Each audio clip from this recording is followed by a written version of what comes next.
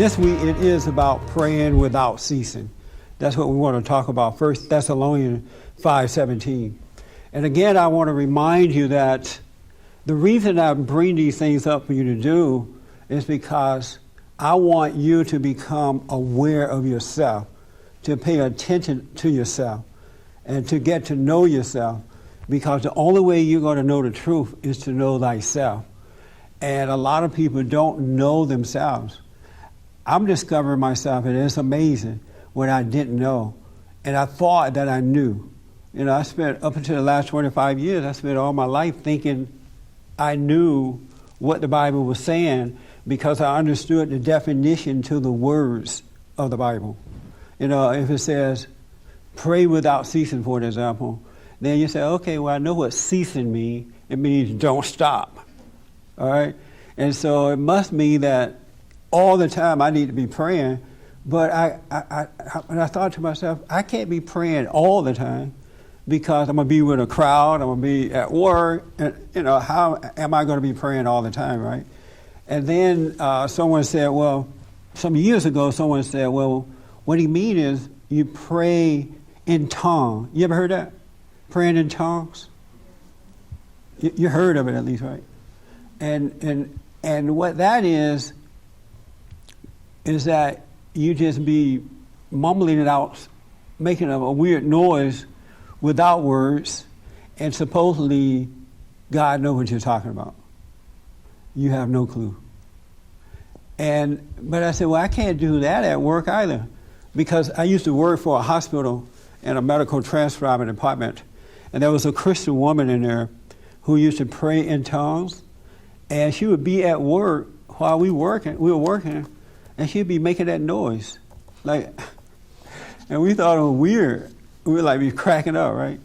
But that didn't work for me, and so I finally understand what it means.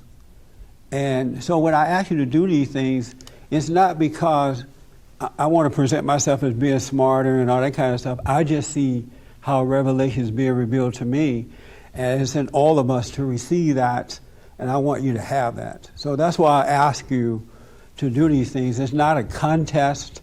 It's not a test. You don't get an A. You don't fail. You learn about yourself. Either you learn or you don't learn, but eventually you will learn if you keep wanting to learn. So no such thing as failure. And it's not a test. And I hope that when I'm up here talking, I'm not like a pastor or anything like that to you, but a witness to what is possible. If you want to know the truth and you continue to look within, it will be revealed to you. And once revelation is revealed to you, then you're going to know the difference between learned knowledge and revelation.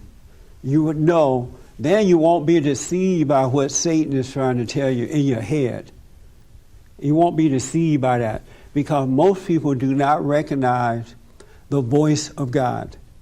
They recognize the voice of Satan, but they think it's the voice of God. So whenever you read something, whether it's in the Bible or any other book, Satan is defining what it means, and most people think that that's revelation, and it's not. And it's not making you free. It's putting you more in bondage than anything else, because he deceived you to make you believe that you have something you don't have. Isn't that amazing?